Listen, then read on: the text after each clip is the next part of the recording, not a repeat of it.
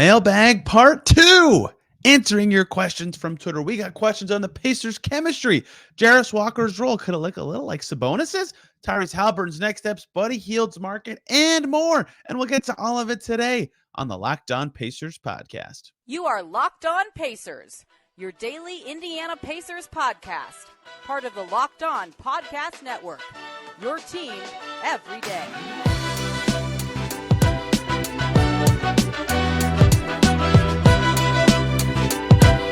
Welcome in to another edition of the Locked On Pacers podcast, where we, of course, talk about the Indiana Pacers. As always, my name's Tony East. I cover the team for Forbes and SI, and today it's Mailbag Part 2 to get rolling through August. We're through all the free agency and off-season topics for now. Pre-season preview stuff will come later in the offseason. For now, it's fun time to dig into some fun topics, and a mailbag is the absolute perfect time to do that. Love hearing about what listeners want to know about. So we'll get into a ton of stuff today. Buddy Hield's market in general. I'll talk trade and free agency there. Tyrese Halliburton's next steps, what Jarace Walker could be used like, chemistry stuff. There's a lot of interesting stuff to get into. Part 1 was yesterday. If you want more details on All-Star Weekend, ownership stuff, other stuff about Halliburton's development, prove it years for guys. We got to all that yesterday. And next Monday, Oscar Sheboy is going to join us here on the Locked On Pacers podcast. So some fun stuff going on and coming here. We will jump right in today with a question from Zach at Zach Aldridge 317, who says, do you think we'll see some Sabonis elbow handoff actions return with Walker at that spot, or how do you think they try to maximize him offensively? A lot of time as a PNR big man, I'd imagine. I agree with the last statement there, the PNR big man part. It's really interesting, and if you listen to the show pre-draft, a lot of you did, something I talked about a lot with Walker, and part of why I was higher on most other people with him is that passing element. Not that he was like this outstanding, amazing passer. He only averaged 1.8 assists per game with Houston, although his assist percentage was higher. Like, of his team's passes, he was making productive ones. But you could see the flashes of playmaking. Like, he'd get into the paint and he'd make a nice dump-off pass or a short roll decision, or just he read the game well. He passed the ball well. He wasn't turning it over that often, right? His turnover rate was only 12.3%. And my feeling on that was strengthened in Summer League to the extent that anything can be strengthened in Summer League, right? His assists per game in Vegas was 3.3, which is more than I expected, quite frankly. And they were giving him the ball, they were giving him chances to create. And I think it was the Mavs game, the Thunder game, whatever. Yes, it was the Thunder game.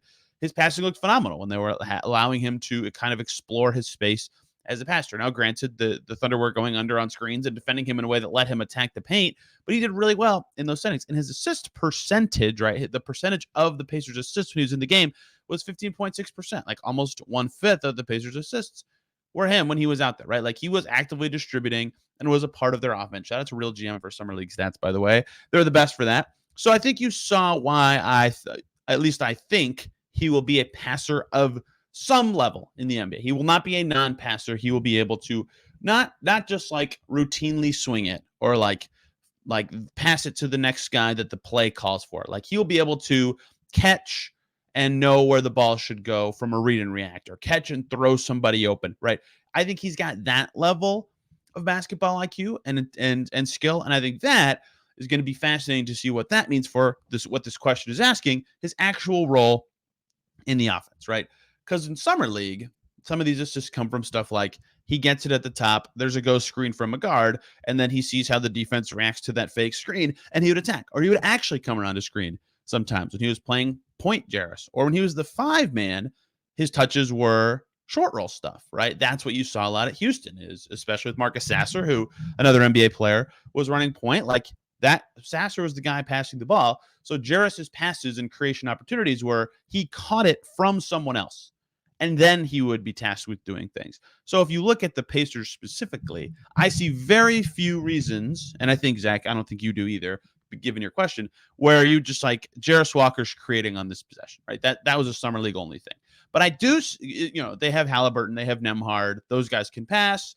Turner's gotten a little more creative with his passing. Obviously, they're going to need a little more development from some of the guys. Bruce Brown can pass a little bit.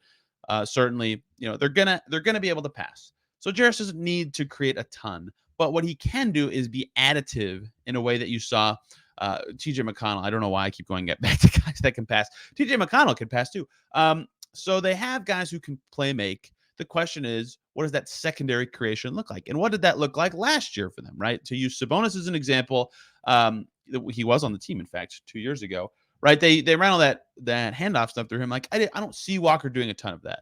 I don't think he did a ton of that in college. And he's a good screener. He's so bruising, right? Chad Buchanan talked about his linebacker-sized elbows or shoulders, excuse me. Like, I think he could be a really strong screener if they ask him to do it a lot, but I don't think they will. But to be that secondary short roll kind of guy, like making passes like Thad Young did at his best. They didn't really have anyone who did that a ton last year. Miles Turner definitely, again, improved in that way. I think he did okay. I think you every so often saw Jalen Smith break out a nice pass in the short roll, but not something that they had used. They did that, not something they used a lot in their offense. They just didn't have guys who could do it. I think Jarace can. So what does that look like for the Pacers? I don't know. Is it something that's additive? Is it something new? Is it something they even try?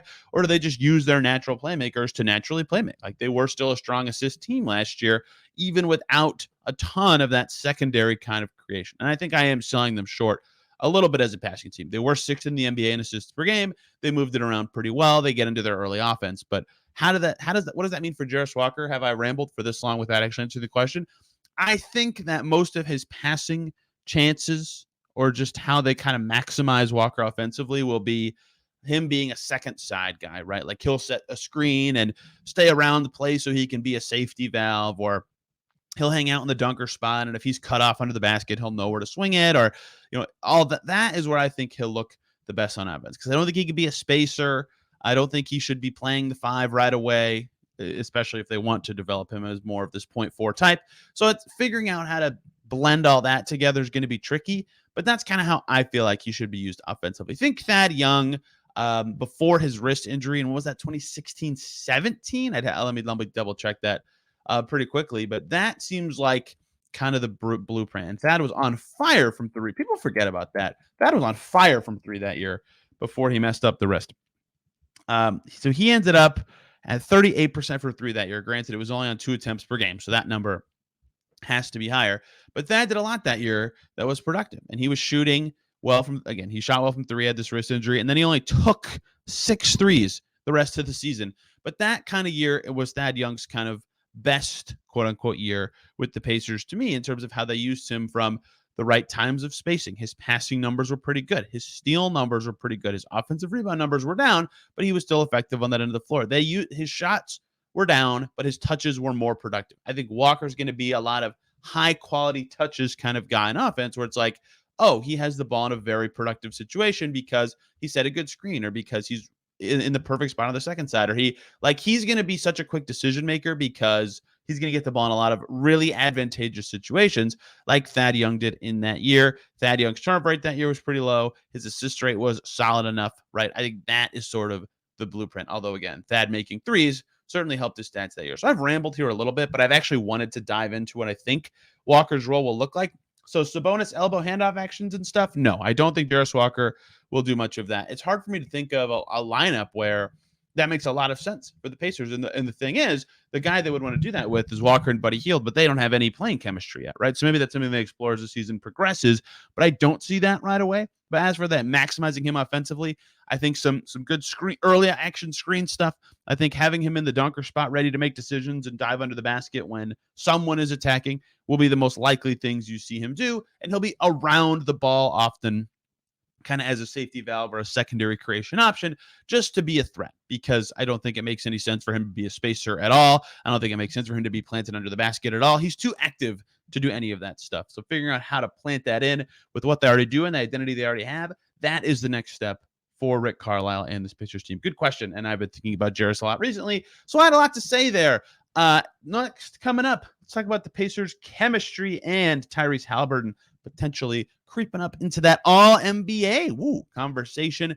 Before we get to that, though, really want to talk to you guys about Ibotta finally taking that summer vacation you've been planning but dreading buying all the necessities before you take off. Ugh, the worst.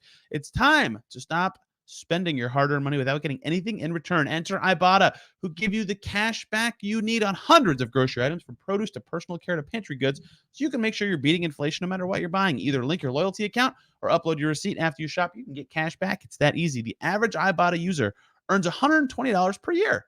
That could cover the cost of a whole shopping trip, or part of a flight you've been eyeing, or a game you've been dying to go to, or a fancy dinner you've been craving, or Taylor Swift's coming handy. There you go. Maybe that. Other apps give you points that don't amount to much. With Ibotta, you can get real cash back. You can cash out to your bank account, PayPal, or gift cards. You can earn cash back on hundreds of online brands and retailers too when you start with Ibotta, including Lowe's, Macy's, Sephora, Best Buy, and more. Right now, Ibotta is offering our listeners $5 just for trying it with the code LOCKED. When you register, just go to the App Store or Google Play Store, download the free Ibotta app, and use code LOCKED. That's IBOTTA in the Google Play or App Store, and use that promo code LOCKED. Thank you, as always, for making Locked On Pacers your first listen today and every single day for your second listen. Locked On Magic, a team near the Pacers in the standings and crushing the headlines for donating to a political candidate under the Orlando Magic name. The NBA did not like that very much, and so the Magic are in the news. Very interesting. Philip Rossman-Reich will have the latest on the Orlando Magic. I don't know if he's covered the topic I just said yet, but that is the biggest news in the NBA right now, so I wanted to bring it up. Let's move on, talking about chemistry. Interesting question here. I'm going to butcher this name. Graham Haas, at GRAEMEHAASE.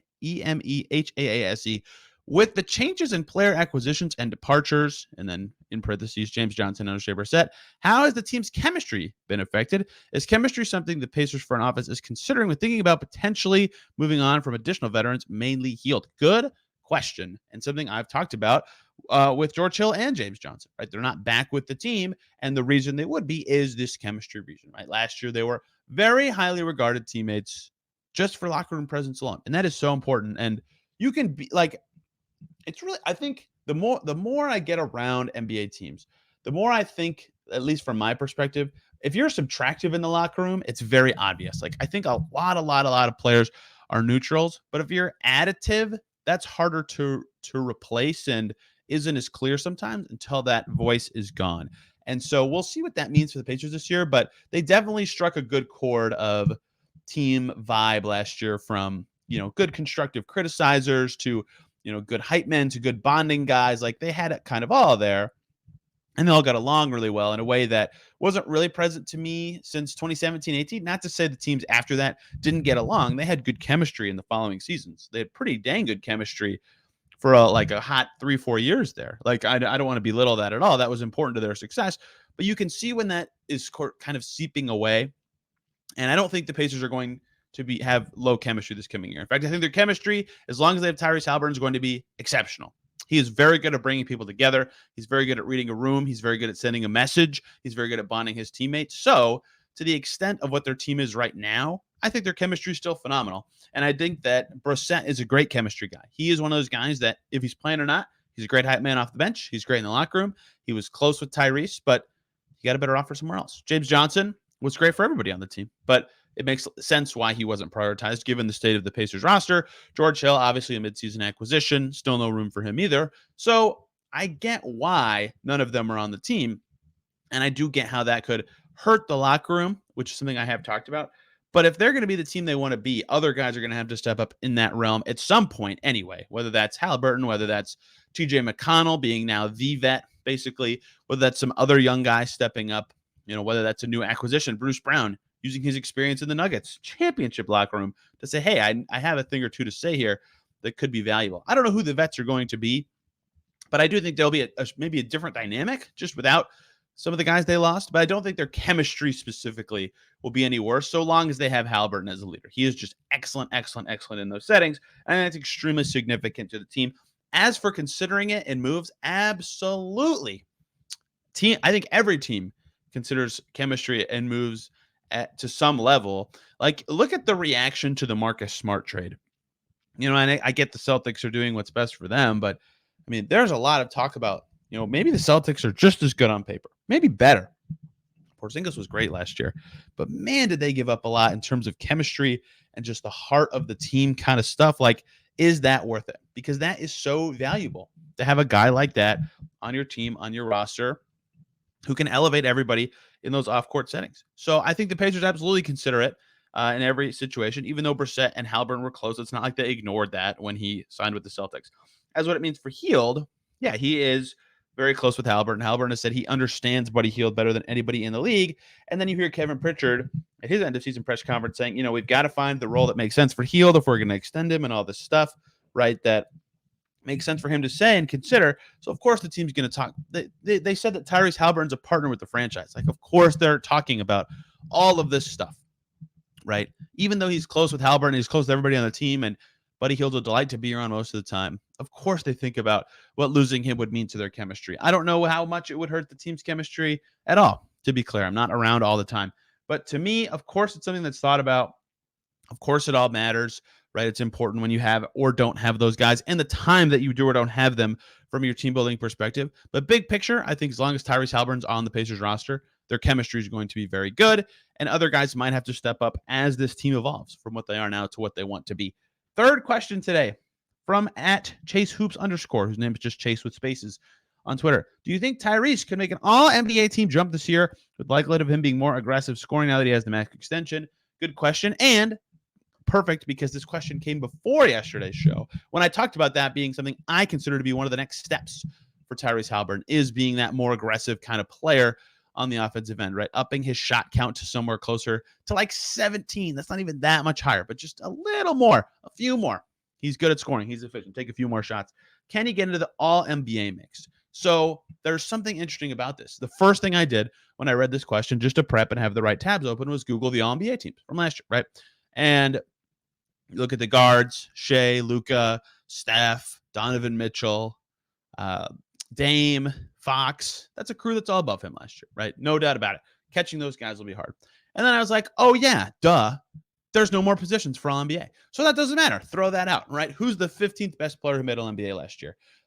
Julius Randle, Sabonis probably would be the two guys that you'd consider the 15th men on All-NBA. And now that it's positionless, can Tyrese Haliburton reach like that level of player? That's a good question. That's hard, right? Like, this is still very good players.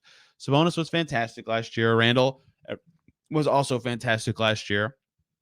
That's a hard range to get into. That said, at his best, I thought Haliburton was in the All-NBA mix last year when he was playing. Maybe that's just because I watched all of his games more than once, and I did not watch most other players' games more than once.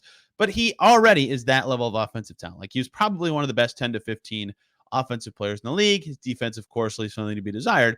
But I think he can definitely get into the top 15 player in the league discussion, because that's what All-NBA is now, right, by default. If there's no positions, it is no longer relevant what you play. It's just, are you one of the best 15 players in the NBA? So a lot of the top 15 is going to be the same, right? For example, I'm just going to sort by BPM on Basketball Reference and read some names: Jokic, Embiid, Doncic, Butler, Antetokounmpo, Steph, SGA, Kevin Durant, Dame Lillard, Anthony Davis, LeBron James, and Donovan Mitchell. That is 12 names. So Haliburton, can he be as good as any of those guys next year? Maybe the back end of that group. He certainly was close at times last year, but that's hard. Those guys have done it for years and have don it over full seasons. Haliburton only played 56 games. And I didn't even, the names I just did not say, for example, like Sabonis, Kawhi, Ja Morant, Jason Tatum. We've now climbed over 15 players, right? Brunson, Markkanen, Randall. I could go on and on. There's tons. Siakam. Paul George, I haven't even said yet. Like, there's tons of good players in the NBA. And now you got to be among the top 15. Guard was the hardest before, so I think he's got a better shot now than he did. Well, maybe forward was. Guard was this one among the hardest positions before. I think now it'll be a little easier in general for him to make it. He's got to be just one of the best 15 players in the NBA now, and I think he's probably closer to like 25. So it will take some sort of skill development, and I think you already nailed it in the question, right? It's going to be taking more shots, being more of a scoring type. If you can have the true shooting percentage he has on the shots he takes, 62.4% true shooting. Now, granted, every star player, right, of the names I just said, only LeBron and Ja Morant had under 60% true shooting, because stars are efficient. That's part of why they're stars. But also, a lot of them have more shot attempts than Haliburton per game. In fact, almost all of them do. So he's got to up that a little bit, or at least have more volume in general. And I know he thinks about pass first all the time, and that's great. And getting his teammates involved and being a brilliant passer is part of what makes him such a good player. but also he's super efficient. He knows it. He's even said sometimes not shooting makes me selfish. I think he knows it. I think if he ups the shots volume a little bit, he can get close to this back end of all NBA range, which is like your Donovan Mitchell, LeBron, Sabonis range from last year, but Julius Randle. But that's still tough. That's still a tough group to crack into. We'll see if Halliburton can actually make it next year. But everybody who listens knows I'm quite high on him and think at some point in his career that, yes, he will be among the all NBA groups. And it is massively important for next year because, like you said, in the question, he has a max extension and he only can get the $260 million if he makes all NBA next year. So him getting into that top 15 is critical for his contract and career earnings, right? That's big for him to try to do so. So we'll see what that means for him next year. There'll be all these guys, and like Anthony Edwards is going to be coming for some similar reasons. If he makes all NBA, he gets more money, right? There'll be a lot of guys trying to push as high as they can. I think Halliburton can get to the top 15. I think he has the skills that make that possible for him at some point of his career. Will it be next year? Maybe. I mean, maybe so. It might also require the Pacers winning some more games. We'll see. 3 more questions to go, and they all come from the same man. It's AJ Reese time, who always has lots of good questions. We'll use his to close out today's show, including stuff on Buddy Hield's market, jerseys, the Mad Ants, and more. Thank you, as always, for making Locked On Pacers your first listen today and every single day. For your second listen, check out Locked On Women's Basketball. Diana Taurasi, the GOAT, maybe, of women's basketball. I still think it may be Tamika. We'll see. Crosses 10,000 points last night. First player in W history to do so. Sick to watch that. Mercury played awesome. And Locked On Women's Basketball have more on Taurasi breaking the record of the WNBA. Let's keep going on the Pacers here. AJ Reese asks 4-parter at the AJ Reese on Twitter. First one, how much do you think Buddy Hield gets on the open market? I actually stupidly was thinking about this from a trade perspective at first before free agency, but thankfully I have answers for both. So this is a good question, right? There was a lot of chatter during the life of his current deal, which was 4 for $94, I believe. Nah, that doesn't, something like that, with some incentives involved, and it's descending and stuff like that. During his contract, about him being overpaid, and with the Kings he probably was. In fact, with the Kings he almost certainly was. You know, he wasn't as good of a player as he was this past season for the Pacers. The salary cap was lower. Lots of reasons. This past season, that kind of did not remain the case, right? I think he's probably about properly compensated right now. His defense is still not very good. There's a lot of questions about what he can be as a playoff player because he's never been there, but he is certainly much better now than he was then, right? He's improved from inside the arc, right? His field goal percentage, just every shot from the field. Last year, a career high. His 2-point percentage was over 50% for the first time. He's great from the foul line. His rebounding was at a career level last year for the Pacers. His assists was at a second best of his career level. His steals were at a career best level. I have just read bunches of stats, but if you watched him for the Pacers and you watched him for the Kings, you can just see it. His activity's better. His role makes sense for him. He's playing well. It just is clicking, right? He's playing the best ball of his career. So what does that mean for his salary and what it should be on the open market? Good question, right? These pure shooter types are really weird. It's hard to kind of compare them. Like, you look through free agency this year, and like Kuzma is a more well-rounded offensive player. I just picked him as an offensive guy who has little defensive skills or less defensive skills or isn't known for his defense, right? He had good moments of defense last year, despite almost certainly being a negative. In fact, saying he had good moments, is more of an effort thing. He had some games where it went well, but he's a negative on defense. Like, there's no sugarcoating it. It's a big problem for him. It was a big problem for the Pacers that he can't defend. Their defensive rating with him on the floor was quite frankly atrocious. But an excellent shooter, a knockdown offensive player. Kuzma can really score and is not a good defensive player. He got $22.5 million per year. He's also 28, right? We have to keep ages in mind as we do this. Dylan Brooks is a wing type. 27.4 years old. He got $21.5 million per year this summer. D'Angelo Russell is a one-way player. He got $18 million per year this summer to be an offensive kind of guy. Karis LeVert got $16 million per year, right? The one-way guys did about that. And then there's this range of like Herb Jones, Austin Reeves, Max Strus, Reeves is probably a better player. Actually, no, Reeves is definitely a better player than Buddy right now, but he had restricted free agency limitations. But Strus is probably a little worse than Buddy right now, at least from a regular season perspective. He was great in the playoffs, and he got $16 million. He got $15.57 million per year. But none of those guys kind of fit what I was looking for to do this research project, like the pure shooter type. So I went to find a few. Lauri Markkanen, not a pure shooter type when he actually was a free agent, despite being thought of that a little more now. But he did shoot. He was thought of as a shooter when he came to the NBA. And the year before free agency, he got 40. Oh, he went over 40% from three. And then he got $16 million per year. He was also 24 years old and was a former lottery pick, which is relevant to his contract. But he got $16 million a year at age 24. Duncan Robinson, this is maybe the best like skill comp, although he doesn't have as many ball skills as Hield. I feel like I've almost talked down too much about Hield's skills. Like he's a better offensive player than a lot of the players I've said, but his defense is not very good. He's probably better than Duncan Robinson. But after Duncan Robinson's insane best season of his career, 44.6% from deep, was ridiculous in the playoffs that year, right? Summer of 21, coming up the next year, he gets $18 million a year. He gets $18 million a year at age 26. These are relevant, the ages. Doug McDermott, fresh off his Pacers season, where he couldn't miss, got literally priced out of the Pacers because of the luxury tax. At age 29, he got $14 million a year. So I think Hield's probably better than two of those three guys, right? Were when they were free agents right now.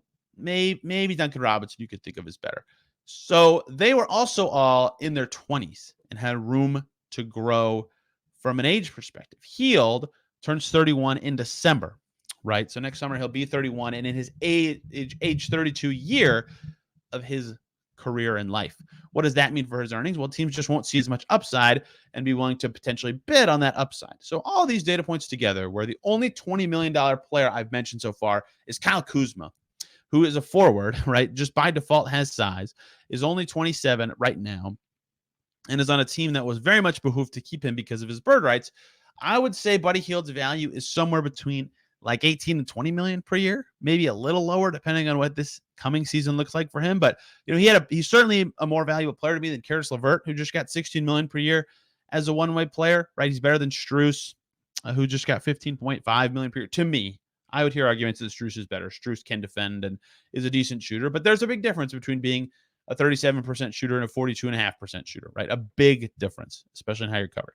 So to me, I would say like low end starter to high end backup money, 18 to 20 million for Hield would be my estimate. That said, if I'm Buddy Hield, there are some specific things I want this season if I'm him. And maybe being with the Pacers is fine. If he loves being on the Pacers and the opportunity he has, maybe that's it.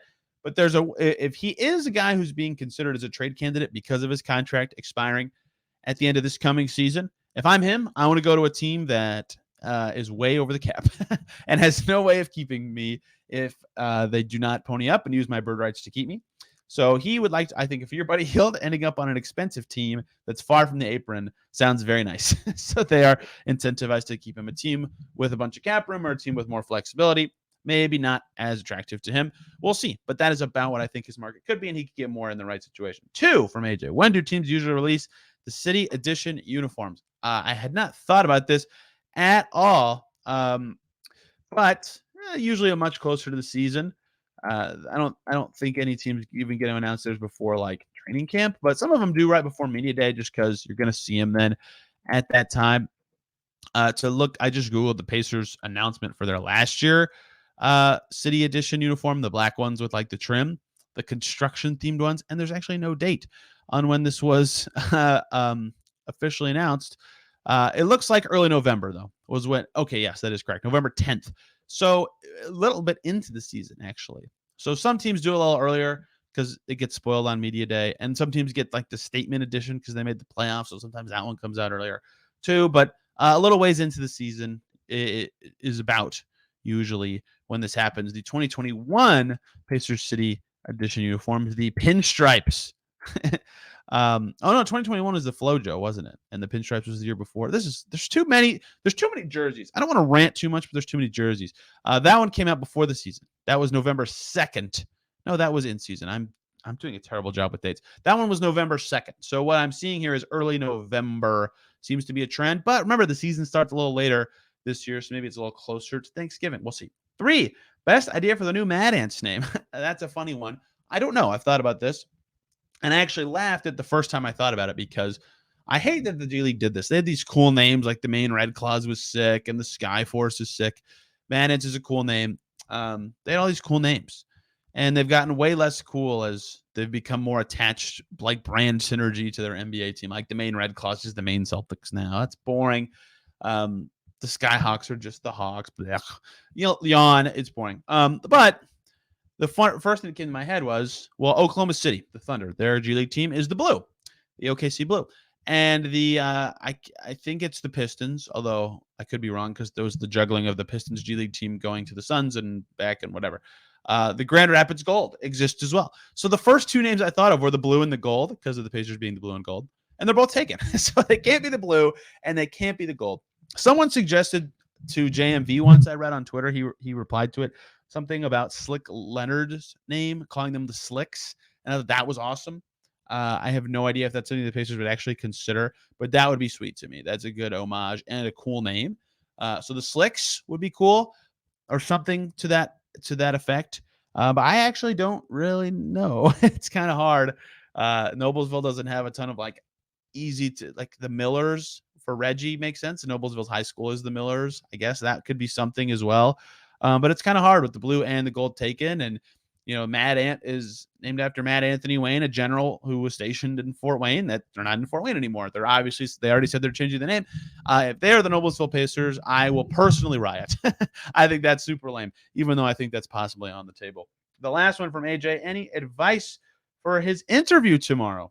Ooh, well, I actually feel bad because I'm actually answering this one after the interview happened. AJ, I hope you acted like yourself and were very prepared.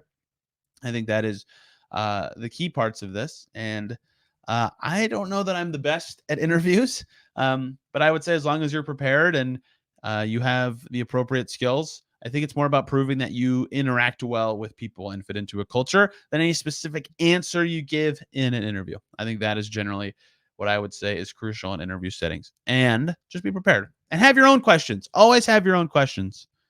That would be my interview advice. My other interview advice is if you're giving an interview, if you're an interviewer, I've thought about that. Now you're getting Tony thoughts off the cuff. I think like formal conference room interviews just suck. Like it's so unnatural. It's not a good way to get to know a person. It's just a Q&A. How does that prove if you can fit in with a company? Like take someone out to lunch, like walk around, go outside. I don't know. Do something more informal. It's a better way to get to know someone while still talking about their resume and their skills. Anyway, I don't work in HR, and this is a Pacers podcast. Don't listen to anything I have to say. But everyone, go tell AJ good luck on his interview or congratulate him on an interview well done if he's willing to talk about it. Next Monday, like I said, next show will be all about Oscar Tshiebwe because he's going to join the show. Fun interview. We talked for about 18 minutes on the phone. I'll have to dig it up for the exact timing, obviously, but looking forward to that. Fun conversation. Got into a lot more about his background, how Bismack Biyombo really helped him get into the NBA. Didn't know anything about that. His summer league timing, what he likes about his rebounding, all sorts of stuff. We'll also talk about the 2013 conference finals next week. It's been 10 years. 10 years since Beat the Heat. Crazy. And another surprise topic that we'll start talking about next week. So lots of fun stuff coming. Hope y'all enjoyed today's show and these two mailbag episodes. The next one of these will probably be right before the season. Always look forward to these and hearing what you guys want to hear. Hope everybody has a fantastic weekend. We'll see you soon.